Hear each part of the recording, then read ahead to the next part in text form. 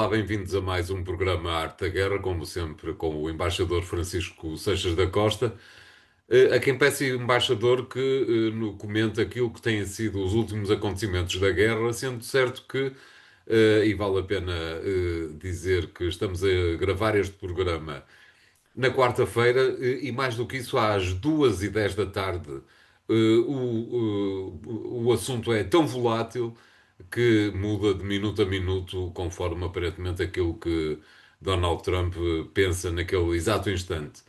Como é que tem visto tudo o que está a acontecer, embaixador? E pergunto-lhe particularmente se acha que o projeto, o plano de paz de 15 pontos, temos agora os planos de paz marcados pelo número de pontos, se tem alguma capacidade para ser uma base aceitável para o Irão ir até à mesa das negociações com os Estados Unidos. O António tem razão em ligar isto ao tempo, porque a volatilidade destas questões é tão rápida que nós não sabemos como é que as coisas se compõem. E por isso mesmo é extremamente difícil nós presumirmos o que é que se vai passar, até porque, na própria lógica de Donald Trump, ele próprio é errático nas suas propostas, e nós, por exemplo, não sabemos, na realidade, se está a acontecer alguma negociação entre os Estados Unidos e o Irão, porque o Irão recusa a ideia dessa negociação, os Estados Unidos dizem que a negociação está em curso e que aparentemente há uma mediação paquistanesa nesse aspecto. O Paquistão não era, digamos, o tradicional mediador naquela área, o mais normal mediador era o Qatar, só que o Qatar encontra-se envolvido nesta guerra digamos, não é uma posição, não tem uma posição de neutralidade possível para esta guerra. Vamos ver em que medida é que o Afeganistão, que também não é, digamos, um ator tradicional.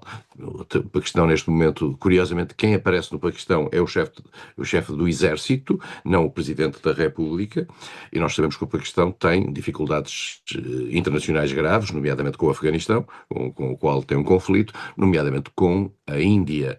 E, portanto, as coisas são, digamos, é um país também ele próprio problemático. Agora, é um país, digamos, ligado a esta ideia de Trump da paz. Nós, aliás, se Trump conseguir a paz, António, nós temos que mudar este programa e chamar-lhe a arte da paz e não a arte da guerra. Mas isso é uma coisa, nesse dia celebraremos, com certeza, com o whisky americano, um bourbon, isso. Mas o que se está a passar neste momento é aparentemente uma tentativa, vamos ser claros, dos Estados Unidos de encontrarem uma maneira de sair daquela guerra.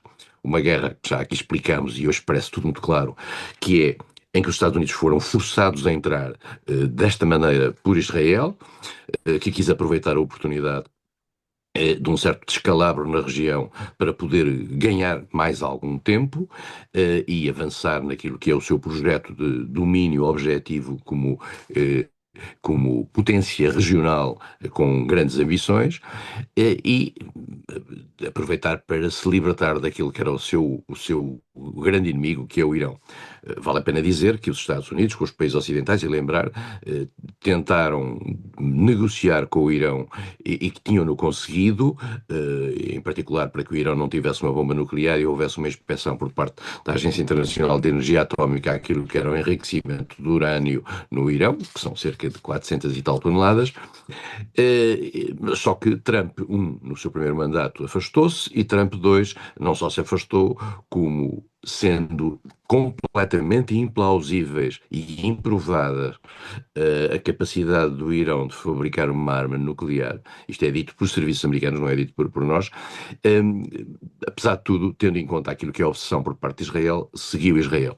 Israel tem uma lógica neste sentido que tem a ver com a força que o lobby político a favor de Israel mantém dentro dos Estados Unidos e que faz com que os Estados Unidos nunca sejam capazes de se dissociar completamente de Israel e, pelo contrário, desta vez até foram obrigados a seguir Israel. Isto também levanta um outro problema, António, que é um problema que eu não quero estar a antecipar, mas é assim: qualquer acordo que os Estados Unidos venham a fazer com o Irão pode amanhã não ser respeitado por Israel. Israel considerar que não fica ligado. Volto a Aliás, ligar já o disseram taxativamente, não é? Exatamente. O acordo de 2015 era um acordo subscrito pelos Estados Unidos. Israel nunca gostou desse acordo. Israel não quer nenhum acordo com nenhum país daquela região que possa, de certo modo, limitar a sua possibilidade de atuar com toda a e total e completa liberdade militar em qualquer dos países da região. Isto independentemente das leis, do direito internacional, das leis da guerra mesmo. Trump claramente está a tentar encontrar uma saída para isto, tentou trazer os países ocidentais, nomeadamente os países NATO, para o ajudarem, digamos, naquilo que era o controlo da zona do Estreito de Hormuz, dizendo ele. Não é para nós que aquele petróleo vem, é para vocês, logo vocês têm que tratar do assunto. Pois, mas talvez valesse a pena ter falado com eles antes de fazer o ataque. Porque eles só têm que tratar do assunto porque houve um ataque americano e israelita. Porque se não tivesse havido um ataque americano-israelita, o petróleo fluía normalmente. Convém lembrar isto, porque estes tempos, isto faz lembrar as declarações da União Europeia e até do Estado português relativamente àquilo que foram as retaliações do Irão sobre os países do Golfo. É claro que são reprováveis, mas antes disso é preciso reprovar o ataque americano e israelita ao Irão, que é o que leva à segunda fase. Portanto, há aqui muita hipocrisia neste processo. Trump viu que está numa situação complicada. Por outro lado, essa situação, independentemente de até ganhar algum dinheiro, tendo em conta a subida dos preços do petróleo, e os Estados Unidos são autossuficientes em matéria de petróleo e gás, eh, percebeu que isto tem impactos nas bolsas internacionais. E esse impacto nas bolsas internacionais vai ter seguramente um impacto na economia americana e em vários setores da economia americana que não estão desligados do contexto que outros países vivem. E isso não deixa de ter impacto também naquilo que são as perspectivas para os candidatos republicanos para as eleições a meio percurso, as eleições intercalares de novembro deste ano. E, portanto, Trump sabe que desencadeou uma bomba sobre a economia e que essa bomba não é controlável e que, por isso mesmo, tem que encontrar uma solução. A solução, aparentemente, de acordo com o tal plano de 15 pontos, é o quê? Por um lado, é manter o mesmo regime no Irão, o que é uma surpresa para muita gente. O regime do Irão, os ayatollahs, era uma ditadura que estava inclusivamente a provocar um sobressalto democrático interno que tinha levado a uma fortíssima repressão por parte do regime dos ayatollahs sobre os democratas dentro do país. Com este ataque, digamos, o sentimento nacionalista prevalece sobre o sentimento digamos, de tentativa de liberdade interna. E, portanto, de certa maneira, independentemente da estrutura militar e até estruturas de infraestruturas civis estar muito destruída no Irão e isso provocar um processo de pobreza acrescida no Irão, a verdade é que há um sentimento nacionalista. O Irão é um país que não está dividido etnicamente de forma substancial, tem algumas pequenas divisões, mas não está dividido de forma substancial. E é um país que tem um orgulho nacional, porque tem uma história fabulosa e naturalmente isso vai funcionar em favor do poder dos autocratas que estão hoje com aqueles trajes naquele regime teocrático, no fundo, porque no fundo é a religião que determina a vida política dentro ali. Não sei se nos Estados Unidos não estarão a caminho disso, depois de se ver algumas cenas passadas na Casa Branca, mas de qualquer forma é completamente diferente. O regime iraniano é um regime com um comportamento sinistro relativamente à gestão dos direitos humanos, em relação aos direitos das mulheres, enfim, um certo medievalismo que ali está, que parece que tem alguma graça e que não devemos confundir com a circunstância do Irão poder ter alguma razão em algumas das questões que levanta. O facto de um regime, isto é um ponto que eu gostava de sublinhar, o facto de um regime ser sinistro não significa que não tenha preocupações de segurança que têm que ser consideradas. Isto é tanto válido para o Irão como é válido para a Rússia.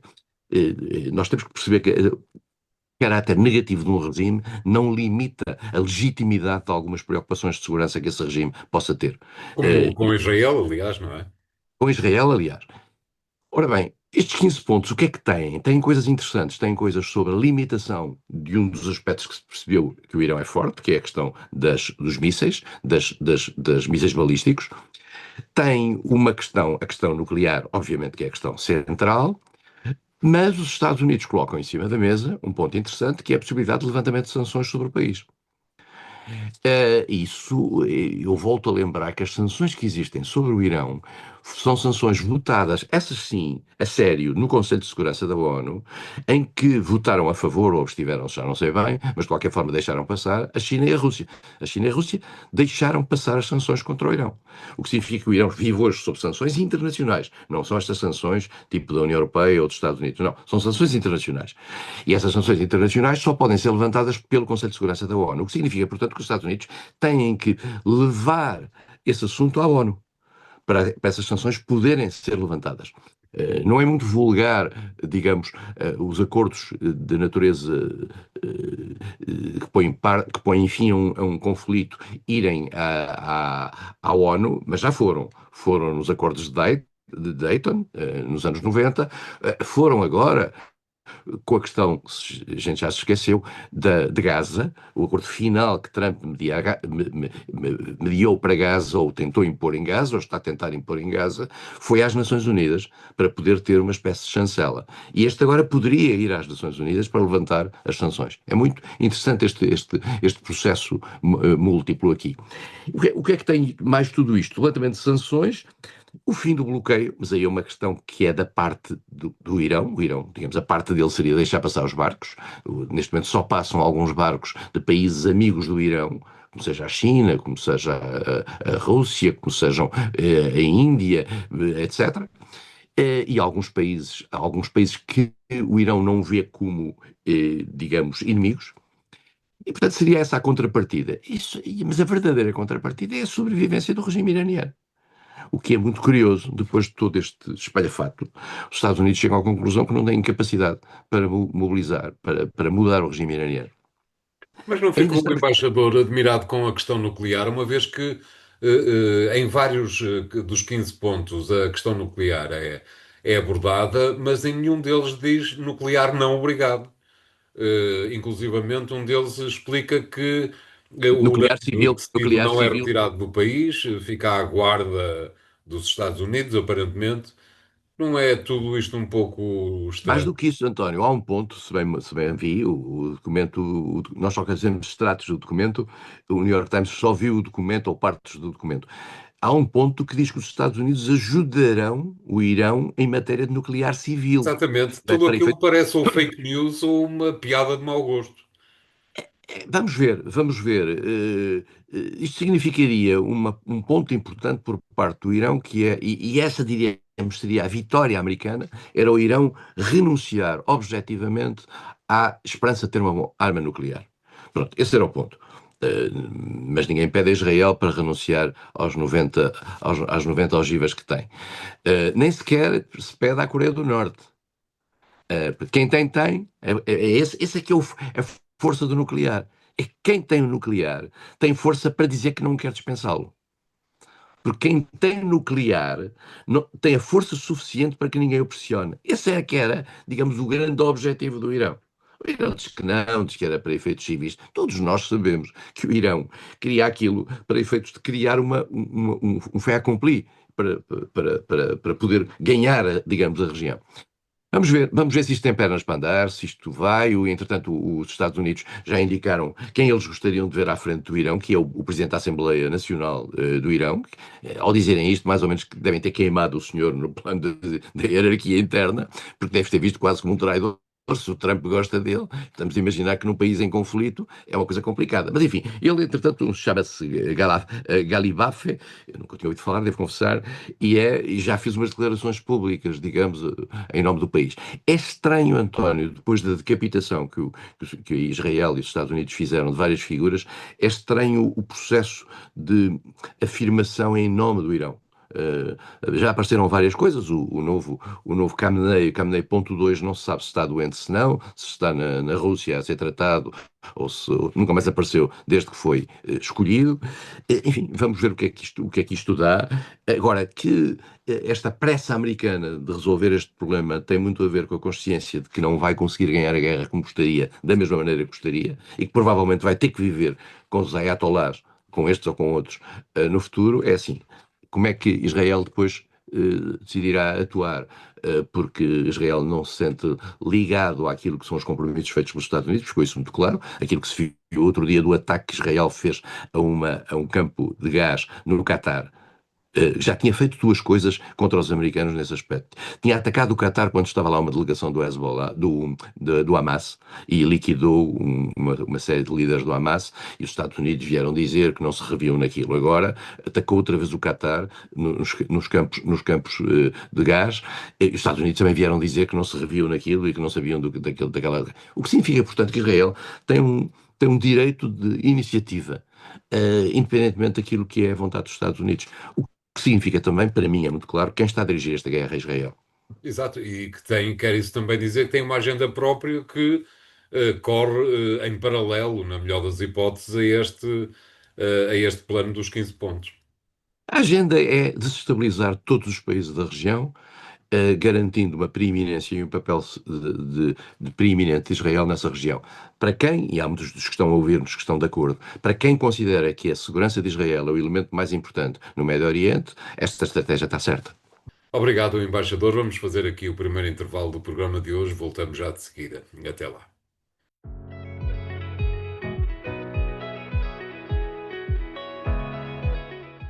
Bem-vindos à segunda parte de A Arte da Guerra. Desta vez, embaixador, para lhe pedir que faça uma súmula daquilo que lhe parece que foi a primeira e a segunda volta das eleições municipais em França, numa altura em que isso já se tinha verificado, os dois extremos parecem ter crescido e agora está tudo posicionado para as presidenciais do próximo ano. A primeira constatação é que as eleições municipais costumam ser muito participadas em França, as municipais e as presidenciais, contrariamente às legislativas, e foram pouco participadas. Digamos, a participação foi de 57%, o que é baixo para aquilo que é a tradição francesa. O que significa que é capaz de haver algum cansaço no eleitorado francês relativamente a este tipo de exercício. O que é que estas eleições representaram? Eu diria que não há um extremo vencedor. É muito interessante, na noite das eleições eu estive a assistir às declarações, todos tinham ganho. Fazia-me lembrar eleições em Portugal em que assisti no passado. Todos tinham ganho. Porque na realidade todos ganharam um bocadinho. E se sublinharem aquilo que eram os seus objetivos, todos ganham. E, portanto, o que é que aconteceu? A esquerda tradicional, o Partido Socialista, ligado aos verdes, ligados aos divers gauche, aos diferentes de esquerda, que são o Partido Comunista, estruturas, digamos, mais moderadas dentro do socialismo, ganharam as três principais cidades de França, que é Paris, Lyon e Marselha. Isto é importante, sob o ponto de vista, digamos, da sobrevivência no imaginário do socialismo francês. Em Paris, com Emmanuel Grégoire, que era uma figura pouco conhecida, mas que tinha feito um percurso, digamos, dentro do próprio regime autárquico em Paris, e que teve um resultado simpático, e em particular teve um resultado que derrotou Rachida Dati, que era uma figura do sarkozismo, que depois se aproximou de Macron, que Macron inclusivamente arrancou ao Les Républicains e levou para o seu governo como Ministra da Cultura. A Rachida Dati está envolvida em variadíssimos problemas de natureza judicial que vão despontar daqui a uns meses. Saiu de Ministra da Cultura, perdeu as eleições para Paris, mas muito rapidamente o Macron encontrou-lhe um lugar e vai para a diretora do Museu de Versailles, de onde tinha saído para substituir Rachida Dati como Ministra da Cultura, Catherine Pégard, que era uma antiga assessora de Sarkozy. O que significa, portanto, que a direita está cada vez mais ligada ao macronismo. Não vale a pena sobre isto pensar. Esse macronismo, já agora passamos para aí, mas quer dizer, portanto, além destas capitais, a esquerda teve, em algumas cidades, um resultado razoável nesse aspecto. O macronismo está em clara desaparição. Digamos, a figura que mais salientou é o maire do Havre, Edouard Philippe, que foi o primeiro primeiro-ministro de Macron depois das eleições de 2017. Edouard Philippe foi reeleito no Havre, e isso claramente o coloca, digamos, numa primeira linha do macronismo, do pós-macronismo, para ser candidato em 2027. Já tinha anunciado que era candidato, vão aparecer outros candidatos das outras alas do macronismo, como seja Gabriel Attal, mas digamos que Philippe tem ali um bom papel. A direita Mas tradicional, achará, a direita. embaixador, peço desculpa por interromper, acha que o macronismo está mesmo a desaparecer ou está num processo de fusão eh, com a direita tradicional? Ele nunca Golpista, deixou de neste estar, caso. ele nunca deixou de estar fundido com a direita tradicional, é a minha leitura. Quer dizer, o macronismo é feito de pessoas, um bocadinho como foi feito aqui o PRD em Portugal, Certo. pessoas que nunca se tinham ouvido falar deles, e depois foi buscar ao PS alguns nomes, foi buscar à direita alguns nomes, e no caso da direita foi-os pescando cada vez mais. Mas foi buscar ao PS, por exemplo, Jean-Yves Le Drian, que tinha sido ministro da Defesa de Hollande, e foi buscar Gabriel Attal, que foi o seu primeiro-ministro e que também vem do PS, e, portanto, e depois vai buscar à direita, por exemplo, este homem, Edouard Philippe, que era um homem que trabalhava com Alain Juppé e que foi um primeiro-ministro e que tem uma boa imagem em França. Portanto, o macronismo, António, não sobrevive, não vai sobreviver a Macron. E também há aqui uma tradição que é, o macronismo seria ao centro, nem direita nem esquerda. E no centro há uma outra figura que foi um grande derrotado destas eleições, que é, o líder de Pau, François Bayrou, que perde as eleições em Pau, onde era presidente há muito, muito tempo, e que é dirigente de um grupo de centro chamado Modem, foi ministro de Hollande, peço desculpa, de Macron, já tinha sido ministro no passado, é uma das grandes figuras da história francesa, mas é também o significado de que a esquerda, o centro, está esmagado pelos dois lados, como o António disse no início, que tiveram expressão. E esses dois lados quais são? Por um lado é a direita tradicional, que se viu que se mantém, apesar de tudo, nas pequenas e médias cidades, que também já tem um candidato para as presidenciais, que é Bruno Retailleau, que era antigo ministro do interior de Macron, e que tem uma linha, digamos, a pescar um bocadinho da agenda da extrema-direita, em matéria de segurança, em matéria de migrações, etc. Depois tem uma outra figura ainda mais à direita, que agora foi eleito como maire de Nice, que é Éric Ciotti, é um homem que já se tinha separado da direita, tinha sido o líder do próprio Les Républicains, mas colou-se a Marine Le Pen nas eleições passadas de 24, e que agora ganhou as eleições em Nice contra Christian Estrosi, que também é um homem da direita, mas que se tinha ligado ao macronismo. E, portanto, a extrema-direita ganhou aí. Mas, curiosamente, não ganha ali perto, digamos, ou naquela zona, em Marselha, onde ganha à esquerda. As coisas às vezes têm uma justificação de natureza local que é difícil de definir, quer dizer, e é difícil separar. O resultado, por exemplo, em Bordeaux, em que ganha um candidato dos Verdes, é diferente. O que se passou em Lyon também é um candidato que vem apoiado por um conjunto de forças de esquerda diferentes. O que se notou nesta eleição, e isto tem sequência, é que a ligação entre a esquerda tradicional, republicana, a esquerda Partido Socialista ou a Place Publique de Glucksmann, acaba por ficar prejudicada sempre que localmente decidiram ligar-se à extrema-esquerda de Jean-Luc Mélenchon ou La France Insoumise. O La France Insoumise é uma força que é hoje tóxica em França. Isto porquê? Porque o La France Insoumise apresenta, digamos, um comportamento, nomeadamente no âmbito parlamentar, extremamente agressivo.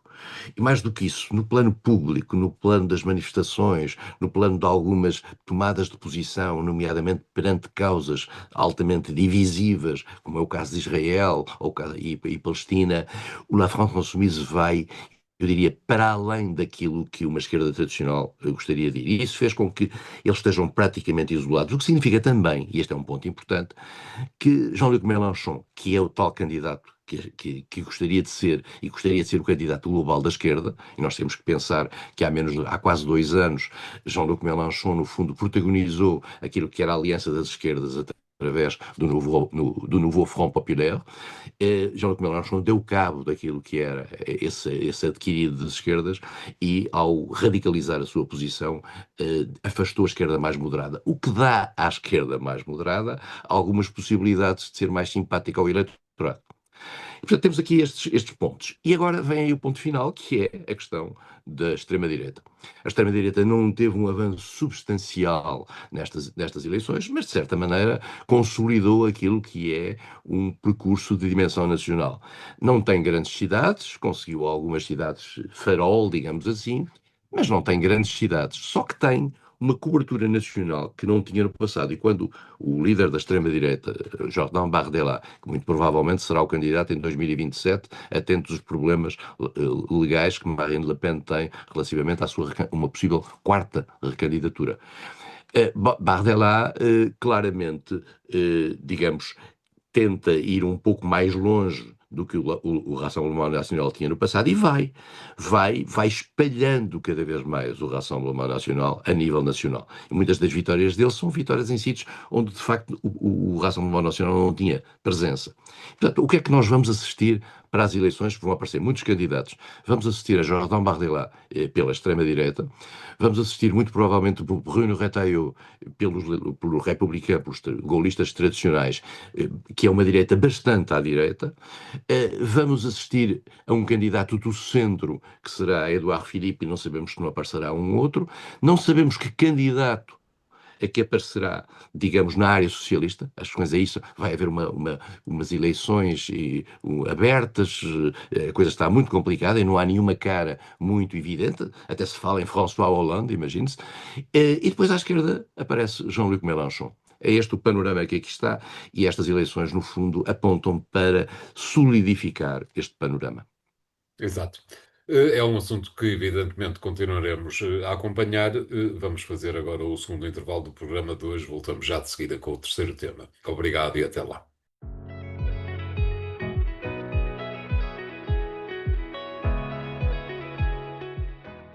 Bem-vindos à terceira parte de A Arte da Guerra. Desta vez, embaixador, para lhe pedir que comente as eleições na Eslovénia, onde, apesar de um empate técnico, e a Europa está cheia de empates técnicos nestes dias, apesar deste empate técnico, as forças pró-europeias parece, do primeiro-ministro atual, parecem ter conseguido uma pequena vantagem que, por outro lado, retira à Eslovénia a possibilidade de enfileirar com a Hungria numa espécie de eixo anti-europeu e anti-ucraniano. Como é que observou este ato eleitoral, embaixador? Bom, António, na realidade, a tradição que começa a confirmar-se ao nível destas eleições europeias é uma fragmentação cada vez maior dos eleitorados, com consequências da fragmentação dos parlamentos. E isso reduz, digamos, aquilo que era os tradicionais polos, um à direita, outro à esquerda, e vai obrigar a determinadas coligações que podem, de uma certa maneira, digamos, acabar por ter que fazer concessões, às vezes até a agendas mais radicais. Porque há aqui um ponto interessante. Normalmente, quando estas coligações se fazem, os partidos, os governos, os parlamentos ficam reféns de alguém que só entra para o governo desde que a sua agenda, que não foi votada maioritariamente, mas que seja cumprida. Portanto, é assim uma espécie de refém. No fundo, fica refém. Isso acontece muito em Israel, que tem um dos parlamentos mais fragmentados do mundo, mas está cada vez mais a acontecer na Europa. Eu não diria que acontece em Portugal, porque não me parece que a agenda maioritária seja determinada pelo CDS, mas noutros países as coisas são assim. Em Espanha, por exemplo, se repararmos bem, muito daquilo que é a agenda do PSOE está, de certo modo, determinada pela necessidade de apoio parlamentar de partidos, quer mais à esquerda, quer mais independentistas do que a própria matriz normal do PSOE. E isto, a tendência vai ser assim, o que vai criar, digamos, cada caso é um caso. E, portanto, vamos ver o que é que vai acontecer depois destas eleições. Em princípio, o António tem razão. Em princípio, digamos, o saldo global não aponta para que haja uma proeminência de vetores que possam pôr em causa quer a postura pró-ucraniana do governo anterior esloveno, e que possam, digamos, trazer para dentro do eleitorado aquilo que são a fermentação do do anti-europeísmo, e que, no fundo, sublinham as dimensões parecidas com Orban e com Robert Fico, etc. Eh, mas elas estão lá, quer dizer, eles estão lá repara, os resultados, os resultados dos dois maiores partidos é 28,6, 28. Quer dizer, é uma coisa extraordinária, quer dizer, para um parlamento que tem 90 deputados, arranjar 46 deputados para fazer uma maioria é extremamente complicado. É extremamente complicado. E vamos ver o que é que isto vai dar, e em que medida é que a Eslovénia, digamos, consegue escapar, digamos, ao eixo da crise. A Eslovénia é um país muito interessante, porque é um país que, quando foi da partição da antiga Jugoslávia, a Eslovénia é dos primeiros países a fugir. E é um país que teve é muito curioso, porque teve a sua candidatura à União Europeia travada durante algum tempo pela Itália. E a Itália porquê? Porque havia reivindicações italianas no território esloveno relativamente a propriedades. E a Itália fez essas reivindicações, conseguiu um acordo com o então governo esloveno, e então tornou-se o maior promotor da candidatura eslovena. Quer dizer, de grande obstaculizador, tornou-se a promotor da candidatura eslovena. E nos Balcãs, cada caso nos Balcãs é um caso. E, portanto, se havia coisa que os eslovenos, lembro-me bem de discussões que tive, que os eslovenos não gostavam de ser vistos, é como um país balcânico. A Eslovénia quer esquecer que era um país balcânico. E quis esquecer sempre, tinha essa ligação à antiga Jugoslávia. A antiga Jugoslávia vive muito, e eles vivem hoje muito isolados nesse tempo, e se repararmos bem nas conflitualidades que houve no caso da antiga Jugoslávia, as conflitualidades eram entre a Croácia, a Bósnia-Herzegovina, a Sérvia, depois a questão do Montenegro, do Kosovo e da Macedónia, agora chamada Macedónia do Norte. Mas a Eslovénia escapou a isso e queria fingir que era austro-húngara, no fundo. Quer dizer, era esse o sentimento. E teve políticas europeias nesse sentido. Agora, hoje em dia, cada vez mais, com a crise internacional, nomeadamente no plano económico, as coisas passam através das fronteiras, quer dizer, e as agendas, há agendas nacionais, e é notável ver que numa União Europeia com 27 Estados, as agendas nacionais ainda continuam a ser válidas, mas há agendas europeias de crise. Quando há crise, as agendas passam através das fronteiras. Vamos ver se a Eslovénia consegue escapar a esta polarização, e se, digamos, a agenda europeia acabará por prevalecer no governo que aí vem.